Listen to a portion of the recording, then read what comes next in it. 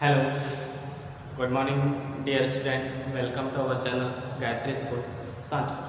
ठीक है, आज अपन साइंस का 10th के साइंस का चैप्टर लाइट प्रकाश का लेक्चर नंबर अपन 9 के साथ में। और आज अपन प्रकाश की एक और घटना के बारे में बात करें, प्रकाश के परावर्तन के बारे में बात करते हैं। और आज का अपना टॉपिक रहेगा प्रकाश का अपवर्तन, रिफ्रैक्शन ऑफ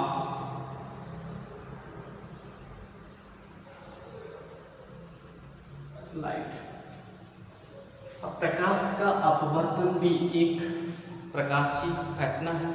अपवर्तन में क्या होता है कि जब कोई प्रकाश की किरण किसी एक माध्यम से या किसी वस्तु से टकराती है तो टकराने के पश्चात उससे कुछ प्रकाश की किरणें या प्रकाश का कुछ भाग क्या होगा, परावर्तित होगा।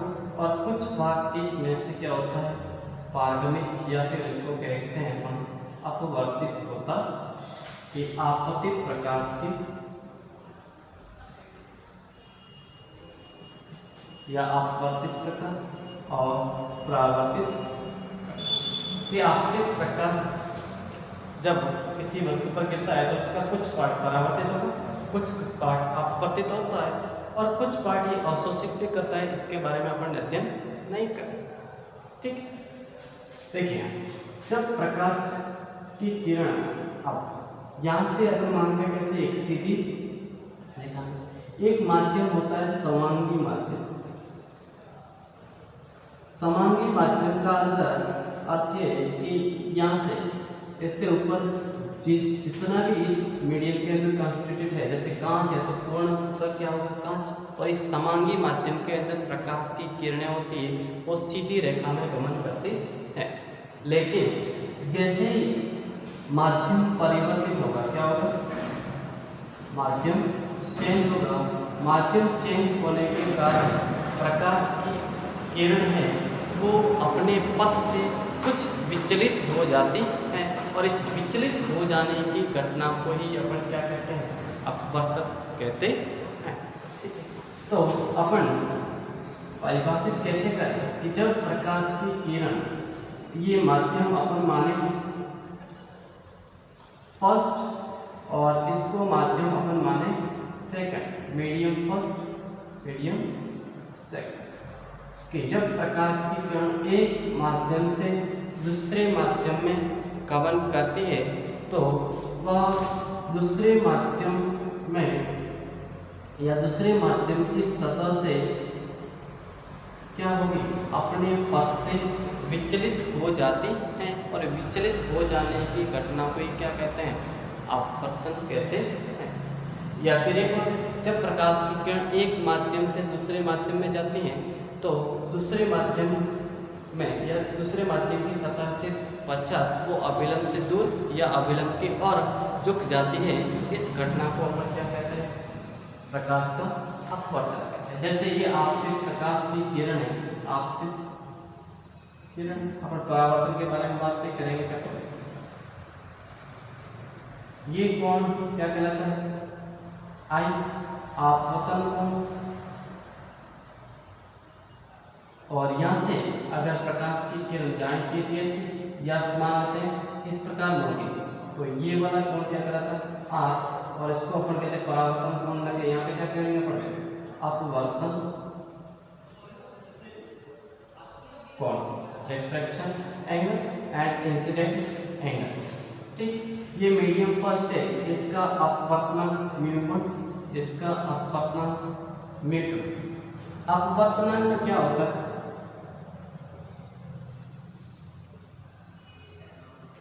अपवर्तनांक होता है इसको अपन म्यू से डिनोट करते हैं और वो माध्यम की प्रकृति पर निर्भर करता है।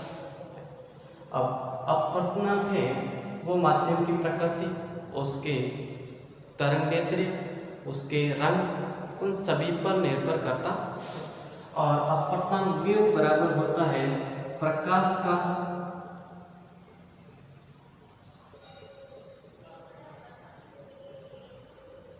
निर्वातमें वेग अपॉन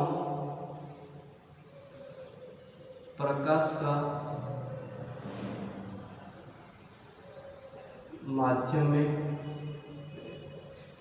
तो म्यू बराबर अपन लिख सकते हैं निर्वात में वेग c अपॉन किसी माध्यम में वेग v, और प्रकाश का निर्वात के अंदर वेग होता है 3 × 10⁸ मीटर प्रति सेकंड। ये फिक्स वैल्यू अपन कह सकते हैं। अपवर्तनांक है वो वेग के कैसा है, व्युत्क्रमांक, ये वैल्यू हमेशा क्या रहेगी, फिक्स रहेगी। तो जिस माध्यम के अंदर प्रकाश का वेग अधिक होगा, प्रकाश का वेग अधिक होगा, वह उसका अपवर्तनांक क्या होगा, कम होगा। और माध्यम में प्रकाश का वेग जिसमें क्या होता है, कम होगा, वहां पर अपवर्तनांक क्या होगा, अधिक होता है। अपवर्तनांक अगर दो मीडियम है, दो मीडियम के अंदर एक के अंदर प्रकाश का वेग अधिक है, दूसरे के अंदर प्रकाश का वेग कम है, तो प्रकाश का वेग अधिक होगा तो अपवर्तनांक क्या होगा, कम, और अपवर्तनांक कम वाला माध्यम कहलाता है विरल माध्यम। क्या कहलाता है, विरल माध्यम। तो विरल माध्यम का अपवर्तनांक म्यू क्या होगा, कम होगा, और प्रकाश का वेग क्या होगा, अधिक। सघन माध्यम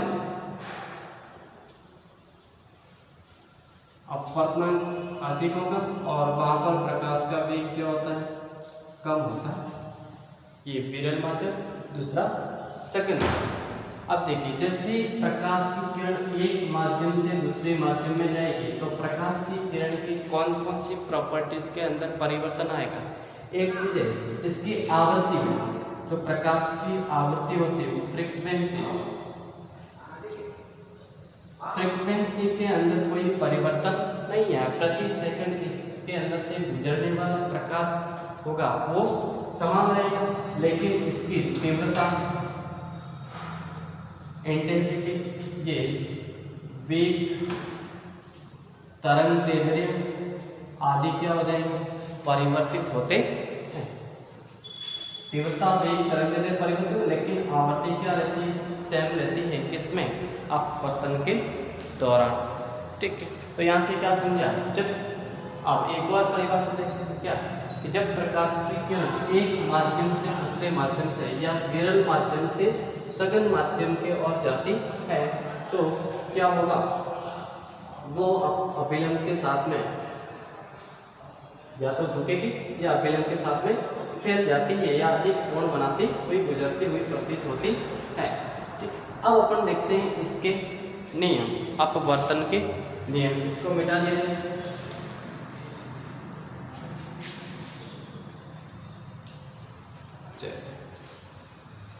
छोटा सा बना है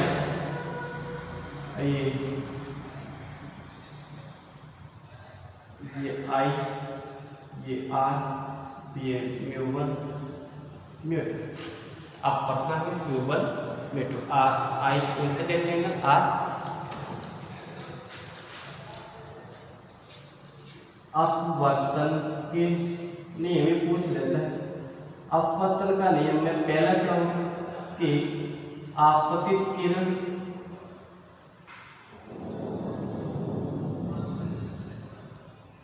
अपवर्तित किरण व अभिलंब तीनों एक ही तल में होते हैं, एक ही तल में होते। सेकंड है कि आपतित कोण की ज्या तथा अपवर्तित कोण की ज्या का अनुपात दोनों माध्यमों के अपवर्तनांकों के अनुपात के बराबर होता है। कि मैं कह सकता हूँ आपतित कोण की ज्या का मतलब sine, sine i upon sine r, ये अपने पास कह सकते हैं म्यू1 अपॉन म्यू2। ठीक, साइन आई और साइन आर। ये ऐसा होता है μ2 upon μ1, sorry sine i upon sine r बराबर μ2 अपॉन μ1 इक्वल टू μ21। और μ21 का मतलब क्या है, अपवर्तनांक है कि माध्यम 2 का माध्यम 1 के सापेक्ष अपवर्तनांक को अपन कहते हैं। तो यहाँ से अपन लिख सकते हैं μ1 साइन आई बराबर μ2 साइन आर, μ2 साइन आर। इस साइन आई की वैल्यू अगर फिक्स कर दें साइन आई, तो साइन आई इक्वल टू, अब यहाँ पे अपन मानेंगे कि यदि, तो क्या सब दोनों ने कि आपतित कोण की ज्या तथा अपवर्तित कोण की ज्या का अनुपात क्या रहता है, नियत रहता है। और किसके बराबर हो गया, एक माध्यम 2 का माध्यम 1 के सापेक्ष अपवर्तन, या फिर इसको कहते हैं निरपेक्ष अपवर्तनांक कहते हैं। अगर μ1 मीडियम, μ1 माध्यम अगर क्या हो, निर्वात हो, क्या हो, निर्वात हो, तो अपन μ21 को क्या कहेंगे, निरपेक्ष अपवर्तनांक। अगर दोनों में से कोई एक मीडियम कैसा हो, निर्वात हो, तो उसको निरपेक्ष। μ1 साइन आई बराबर μ2 साइन आर। अब यहाँ पे अपन देखें कि अब फैलेगी या मुड़ेगी, एंगल पे डिपेंड करे, बात का चलिए यहाँ से मिटा देता है, ये अपने पास आवश्यक है।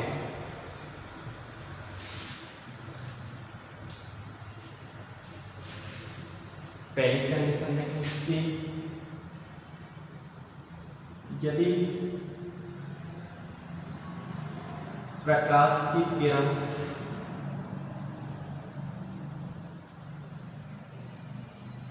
विरल माध्यम से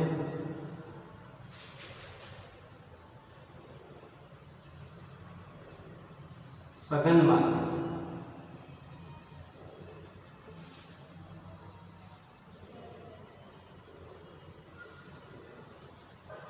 प्रवेश करें, ठीक, उस कंडीशन के अंदर जैसे ये अभिलंब बना है, ये आपतित कोण आई, ये इंसिडेंट रे, और ये μ1 और μ2, ये माध्यम अपन ने माना कैसा, विरल, और ये सघन। अब विरल माध्यम और सघन माध्यम का मतलब मैं कह सकता हूँ μ1 μ2 है कि μ2 ग्रेटर देन μ1, या फिर कह सकता हूँ μ2 upon μ1 is greater than 1, μ2 upon μ1 greater than 1 कह सकते हैं, दोनों का अनुपात। तो यहाँ से अपन लिख सकते हैं sine i upon sine r बराबर होता है μ2 अपॉन μ1। इस मीडियम के लिए ये वैल्यू है कैसी है, ग्रेटर देन 1, तो अपन लिख सकते हैं sine i upon sine r, इसकी भी वैल्यू 1 से, मैं कह सकता हूँ साइन आई की वैल्यू साइन आर से बड़ी है। ये तभी होगी दोनों बराबर जब i greater than r. I greater than r का मतलब आपतित कोण है वो अपवर्तित कोण से अधिक होगा, ये अपवर्तित कोण से अधिक तब होगा जब ये वाला कोण इससे कम होगा, कोण यहाँ से अभिलंब चला बनेगा, मतलब ये अभिलंब की और जुट जाती है कि यदि प्रकाश की किरण विरल माध्यम से सघन माध्यम में जाएगी तो वह अभिलंब की और चुक जाती है। ठीक है, समझ में आई चीज। ऐसे ऐसे अपन दोबारा करें तो दोनों को कंपैरिजन में कि अब यदि प्रकाश की किरण कहाँ से सघन माध्यम से विरल माध्यम, यहाँ पे इसको अपन मान लेते हैं डेंसर मीडियम, और ये अब चलिए यहाँ सघन माध्यम का मतलब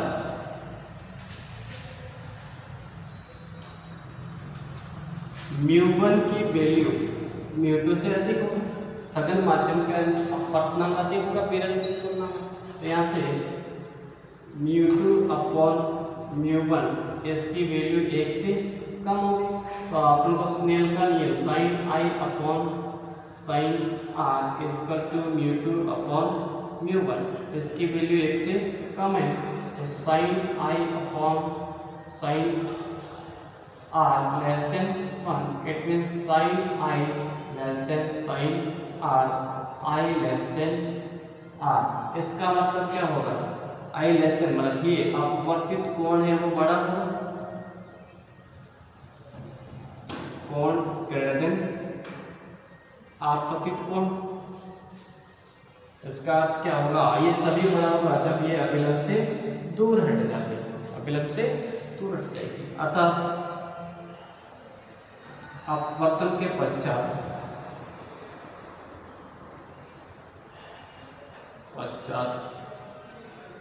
किरण अभिलंब से दूर जाती है। और अपन ने नियम में बताया दो नियम, और दूसरे नियम को अपन स्नेल का नियम कह सकते हैं कि sin I/sin r का वैल्यू नियत रहेगा और वो निरपेक्ष अपवर्तनांक के बराबर होता है, ध्यान रखें। अब दोनों दूसरी चीज़ क्या पढ़ी कि यदि विरल माध्यम से सघन माध्यम में प्रकाश की किरण जाएगी तो वह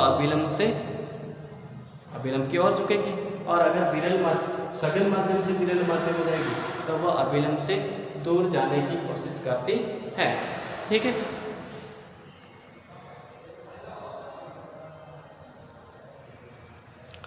चलिए ये अपने पास अपवर्तन, वापस अपन इसको रिवाइज करते हैं। क्या था अपवर्तन क्या होगा, जब प्रकाश की किरण एक माध्यम से दूसरे माध्यम में जाती है तो दूसरे माध्यम की सतह से आपतित प्रकाश की किरण यहाँ से अपने पथ से विचलित हो जाती है कि अर्थात पथ ये होना चाहिए, पथ से या तो इधर जाएगी या इधर जाएगी। इस प्रकार की घटना को अपन कहते हैं प्रकाश का अपवर्तन कहते हैं। अपवर्तन के अंदर क्या होगा कि जैसे आपतित प्रकाश की किरण आएगी तो यहाँ से इसको आवृत्ति में कोई परिवर्तन नहीं आएगा, लेकिन इसकी तरंगदैर्घ्य वेग प्रकाश की किरण का वेग तरंगदैर्घ्य ये चेंज हो जाएंगे, बाकी आवृत्ति क्या रहती है, सेम रहती है। अपवर्तन क्या था, अपवर्तन में इसका जो प्रकाश का निर्वात में वेग अपॉन प्रकाश का इसमें माध्यम के अंदर वेग। ठीक, तो चलिए दूसरी बात करें, फिर नियम में क्या था, दो नियम कि आपतित किरण, अपवर्तित किरण तथा अभिलंब तीनों एक ही तल में होना चाहिए। दूसरा, आपतित कोण की ज्या तथा अपवर्तित कोण की ज्या का मान एक नियत रहता है जो निरपेक्ष अपवर्तनांक के बराबर होता है, और जिसे अपन स्नेल का नियम भी कहते हैं। कैसा, स्नेल्स लॉ या स्नेल का। ठीक, ये अपन ने पढ़ा। फिर देखा कि विरल माध्यम से अगर प्रकाश की किरण सघन माध्यम में जाएगी तो अपवर्तन के पश्चात वो अभिलंब की ओर झुक जाती है, और यदि प्रकाश की किरण सघन माध्यम से विरल माध्यम में जाएगी तो अभिलंब से वह दूर हट जाती है। ठीक है, चलिए ये पढ़ा। इसको सघन विरल की जगह सघन कौन सा होगा, जिसका अपवर्तनांक अधिक होगा, दो माध्यम में एक के किसी का अधिक होगा किसी का कम। ठीक है, चलिए तो आज के लिए अपने पास लेक्चर इतना ही रहेगा। फिर अगले लेक्चर के अंदर अपन इसके घटना प्रकाश के अपवर्तन पर आधारित जो भी घटनाएं, तारों का टिमटिमाना, सूर्योदय और सूर्यास्त से के समय अपन सूर्यास्त के बाद भी थोड़ी देर तक सूर्य दिखाई देता है, प्रकीर्णन, पूर्णांतिक परावर्तन, इंद्रधनुष का बनना वगैरह, ये सारी चीज़ों के बारे में अपन बात करेंगे। ठीक है, धन्यवाद।